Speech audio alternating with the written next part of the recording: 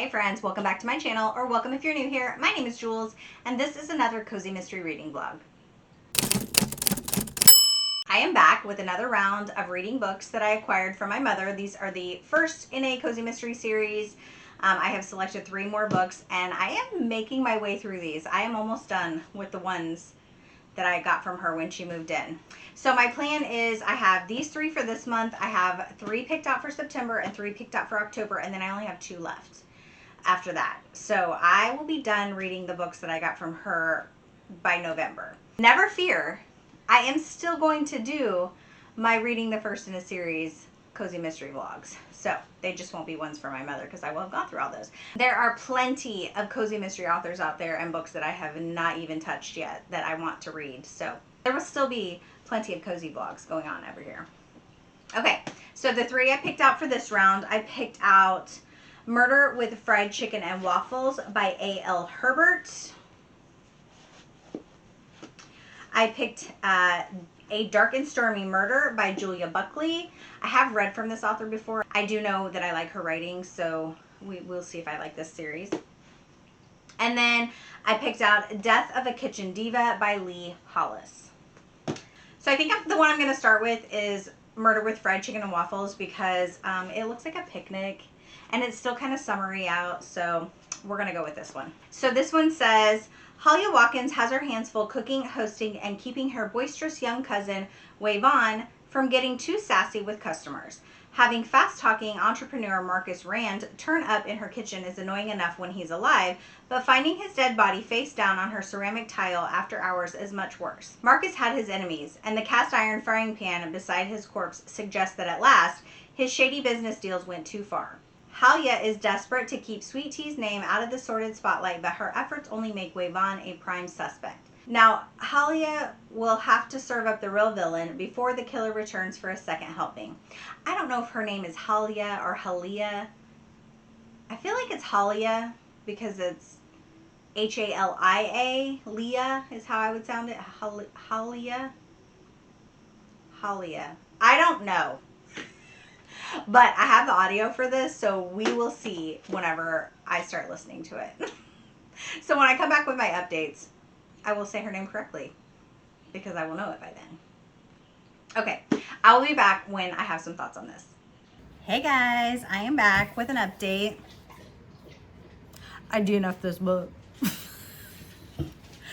I got like 100 pages read. I probably shouldn't have even given it that long before I DNF'd this. So I'm on my lunch break right now and I'm getting ready to crack open a Witch's Brew, a Lonnie Witch's Brew. So it's funny because I saw these at the store the other day and so good. I grabbed a few of them and then I came home and put them in my fridge and realized that I still had a couple from last year that I never drank because I had bought a lot because, you know, it's seasonal. So this is the caramel apple and it is delish. Okay, I gotta figure out what I'm having for lunch. I don't know yet. So yeah, this book. So at first it started off really good. They were in the restaurant talking about the food they're serving and the food was sounding delicious. Like literally Southern food, all the fried chicken, waffles, all the talk about the desserts that they make. It was sounding so delish. But there is a character in it. Okay, so we're following Halia is how they say it. And I know that because I was like, it's Haley with a at the end. Halia is how they say her name. So Halia owns this restaurant and her cousin works there with her and her mom is there sometimes. Her mom does like the desserts. And so like the vibe of the restaurant is good, but then there's a guy, Marcus, who invested money for her to open this restaurant. And so he just like pops in all the time and is acting like she should be catering to him and his friends whenever. So like he has these like business meetings and he's like, hey, I need you to make this dish. And she's like, I don't have the ingredients for that dish, or that's not, excuse the tippy tappies, that's the dog. And she's about to aggressively drink.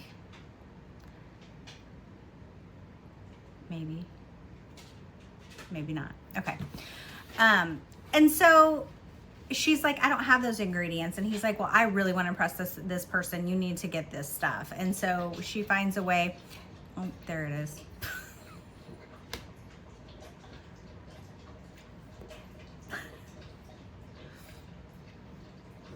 Just gonna wait.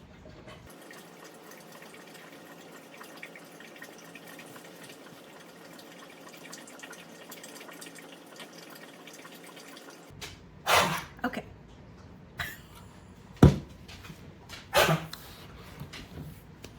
So another tidbit about my dog. She always sounds like she's hacking up a lung. It's so crazy. Okay. Are you done? Whew. All right. So back to what I was saying. And so like, and then he comes in and he's like, and I want you to, and she's like, well, I guess if you get me the ingredients, I'll make it. And then he's like, so I guess they have certain desserts that are on the menu, like certain days. And he wanted like her to make this banana pudding. And she's like, that's not on the menu for this day. And he's like, well, I really need you to make it. And I'm just like, bro, you don't own the restaurant. You just invested in it. Like, it's not, you know, and like, how are you going to tell her what to make? Anyway, didn't like him. And he's the one who gets murdered. And the back of the book says that. But what I did not like is that, so his body was found. So Halia and her cousin Yvonne found him in their restaurant, then proceeded to move his body. What? I was like, what? So instead of calling the cops, she was more concerned about her business being closed or it affecting the reputation and people not coming into the restaurant, and she's not going to make money. So they literally moved his body to the back alley. And then she washed the murder weapon, which was one of her cast iron skillets that she needed to use. And I'm like, are you kidding me right now? So not only are they breaking the law, they've probably scrubbed away any evidence, whether they meant to or not. And then they're lying to the police. They're like having to get their stories together about what they're going to say. And I was like, no, you're liars. I'm done. I can't stand liars. That's like a big pet peeve for me. So I immediately am just like, no. Okay. Done with that. Moving on. So the next book that I picked up, I went ahead and started A Dark and Stormy Murder. I am loving this already. So let me tell you what it's about. So it says, Camilla Graham's best-selling suspense novels inspire Lena London to become a writer. So when she lands a job as Camilla's new assistant, she can't believe her luck. Not only will she help her idol craft an enchanting new mystery, she'll get to live rent-free in Camilla's gorgeous Gothic home in the quaint town of Blue Lake, Indiana. But Lena's fortune soon changes for the worse. First, she lands in the center of small-town gossip for befriending the local recluse. Then, she stumbles across one thing that Camilla Graham's novel is never without: a dead body, found on her new boss's lakefront property. Now, Lena must take a page out of one of Camilla's books to hunt down clues in a real crime that seems to be connected to the novelist's mysterious estate before the killer writes them both out of the story for good. So, the setting of this book is perfect. I mean, look, who wouldn't want to live in an estate like that? Beautiful. What young, single, aspiring writer's dream wouldn't be to move in to a beautiful house, rent-free, with this lady? Anyway, I love it. Camilla seems very nice. She's the author. She seems very nice. So not only is she her assistant, she's like going to help like ghost write for her. So she's going to help her write this book. So she's like super over the moon about it. There is a strange neighbor, the recluse that they're talking about. And the town doesn't like him for certain reasons that I cannot tell you because that would be a giveaway. But she feels like the town, so she's new to the town, so she feels like the town's kind of maybe overreacting or judging him in ways that they shouldn't. And so she has befriended him a little bit. Her cat has moved in with her. Camilla has 2 German Shepherds. So it's kind of fun seeing like the puppiness of the dogs because they're young, and the cat like trying to get acquainted. Yeah, and so Camilla has a cook that comes in and cooks for her. She doesn't have to pay for food. amazing. So she has her own room, come and go as she wants. So Camilla gives her chapters and she reads them over and like gives her notes or things that she thinks she should change. Right now they're currently rewriting a chapter, and so it's just a lot of fun, just like the connection that the two of them are building while writing this book together. The atmosphere of the home, I literally can feel like I'm sitting with them and having conversations with them and talking with them and having meals with them. It's perfection. So having such a great time with it. Anyway, so she did notice the body from the house. So it was close enough on the property by the lake that like when she was upstairs, she saw something, and so she got binoculars and looked and realized it was a body. So she ran down to help to see if it was just someone passed out. She did recognize the clothing that was on the guy. So she had seen this guy earlier in the day, and he was actually having a bit of a little argument with somebody. But she did know who it was because she doesn't live there. That's where we're at right now. This already has 4-star feelings for me. So for sure. So, I mean, I don't know if it'll be a 5-star, we'll see, but it's definitely good. I can already recommend this and I haven't even finished it. So I will come back when I have my final thoughts on this for you. Hey friends, I'm back with an update on A Dark and Stormy Murder. So we just continue following Lena as she's working with Camilla in revising and editing this book for her and helping her write her book. And I just love their relationship is just so fun. Like you can just tell how much Lena really adores Camilla as a person, as an author, and how much inspiration she gave her for her wanting to be a writer.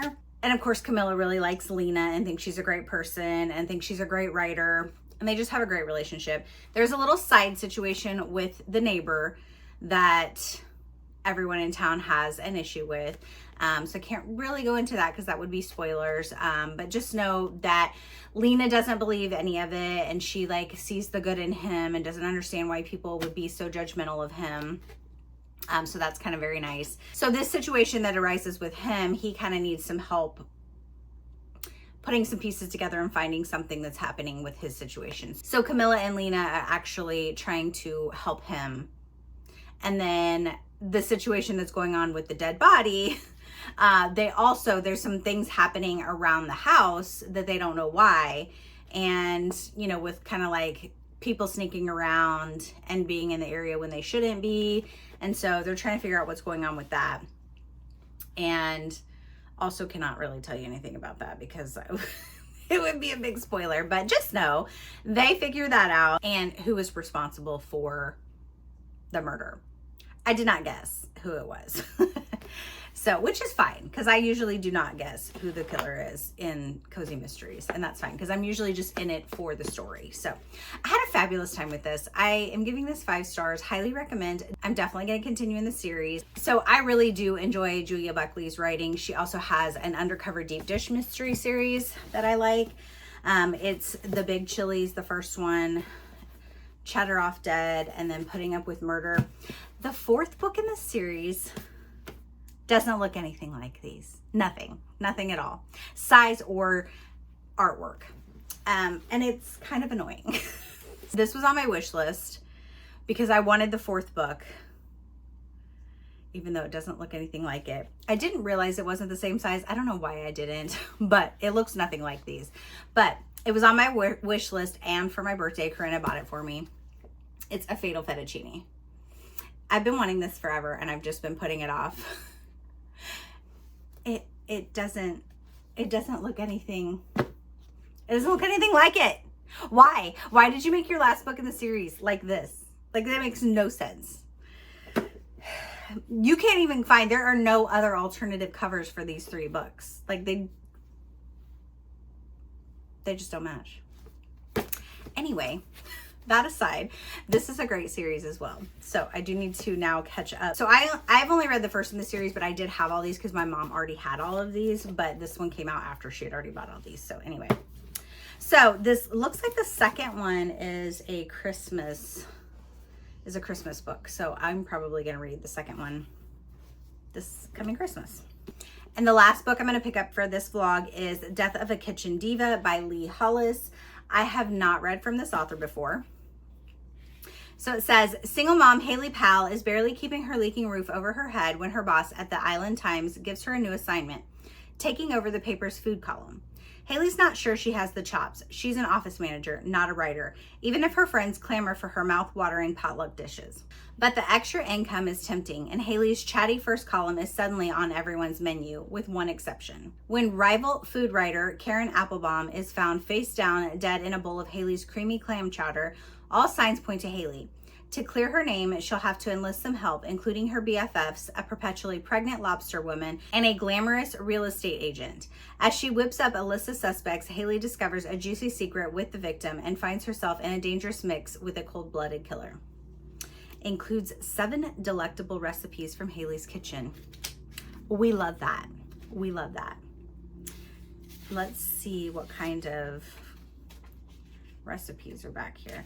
I think the recipes, no, maybe spread out throughout. Yeah, it looks like the recipes are spread out in the book. So, looks like there's clam chowder. I don't like clam chowder. I'm not making that. Maine crab stuffed mushrooms, not something I would probably make. So maybe I won't be making anything because it sounds like they're going to be like seafood recipes. And I'm not really a fan of making that stuff. If I'm going to eat seafood, it's going to be at a restaurant. I mean, okay, guys. I will come back when I have some thoughts on this for you. Hello, friends. I'm back with an update on this book. It's just okay. I don't know how many times I say that about cozies that are just okay, but you know, it's just okay. So Haley works at a newspaper, and the food blogger that usually writes a column in the paper is retiring. And so Haley takes that over. So she is going to take over doing this piece. And I think, I don't know how many times she does it, like once a week maybe. And so for extra money, because she wants the money. So basically she just writes up kind of like life stories and then throws in like some recipes, like something of her life. And it's usually like a, so the column is called, let's see if I can, Island Food and Spirits. That is the name of the column that she does. So basically we're just following her along, like her dealing with her kids and writing this paper and dealing with her boss. She writes a couple pieces, and in one of them, there's a lady in the town that basically accuses her of stealing her recipe. And it's not her recipe, it's a family recipe, but this lady seems to think she stole it from her. And they have like this big altercation in front of everybody, which was a little childish, if I'm being honest. The way that they had this confrontation in front of all these people, and just like the back and forth, the way they were talking, I was like, are you a teenager? Like, what is going on here? Well, it was kind of like one of those, she was like, Haley was like, you better back off and stop talking about me. And you know, the other girl's like, what are you gonna do about it? And she's like, I may kill you. And I'm like, nobody says that. Nobody says that. The confrontation they had was at a bake sale for a fundraising, like a fundraising bake sale. And they literally made a-holes out of themselves in front of all these people and ruined it. Ended up, there was like a big food fight thing that happened, and like, it was just very childish. And then right after it, Haley gets an email from the girl she got in an argument with, and she basically was like, I'm so sorry. I apologize for the way I acted. You know, can you please come over and we can like, you know, hash it out. I'm like, well, that guy kind of seems sus anyway. But so she goes over, and of course the lady's dead. Not only did she have a fight, threatened to kill her, and then she was found her body. So I was like, okay, things are not stacking up for you. Anyway, she gets arrested, and then basically her and her brother are trying to, you know, put some clues together to figure out who really killed the lady. Yeah. Anyway, it's just okay. That's all I got right now. I am putting this on pause for a couple days because this week Liv is doing a Summerween readathon, so I'm actually reading books for that. I will be back when I have my final thoughts and start reading for this book. Hello friends, I am back with an update for Death of a Kitchen Diva. Didn't really love this. I'm giving it 3 stars. It was just okay. Honestly, I'm not even sure when I last updated it, but I did put it down for a few days so I could read some other stuff that I needed to get to. But I guess I just didn't like, I guess I just didn't like some of the way that she was doing her sleuthing. So Haley and her brother were doing some sleuthing, and they broke into the victim's house, which I know that other cozies have done that before, but just the way they just the way they worded it and like what they were doing, like I just didn't love it. So obviously she's doing sleuthing with her brother. She was arrested for the murder. I don't remember if I had mentioned that or not. But anyway, she was arrested for the murder and she got out on bail. She does have a couple of attempts on her life. So we do go through that because obviously they know she's investigating and she's getting closer to figuring things out. So she has a couple of close calls on things. And yeah, I think it just wasn't that exciting. So I'm not going to continue in this series. So, I mean, it wasn't an awful book, but it just had things that I didn't like. I didn't really connect with any of the characters. I didn't really like any of the characters. Like, there wasn't anybody that I was like, oh, like, I really like that person. I didn't get any of that. So, unlikable characters, nothing special. Anyway, so that is it. At this point, I don't even remember what I read for this vlog. So, I mean, you know more than I did because it hasn't been that long for you, but it was a while for me. So, let me look. So, just to recap, Murder with Fried Chicken, DNF. Dark and Stormy Murder, absolutely loved it. Definitely going to continue in it. Highly recommend. And then Death of the Kitchen Diva, just okay, not going to continue. Don't really probably recommend it either, but anyway. So that is it for this cozy mystery vlog. Let me know if you have read any of these books. If you did, what were your thoughts? What were your ratings? So until my next video, friends, be yourself, be awesome, be kind.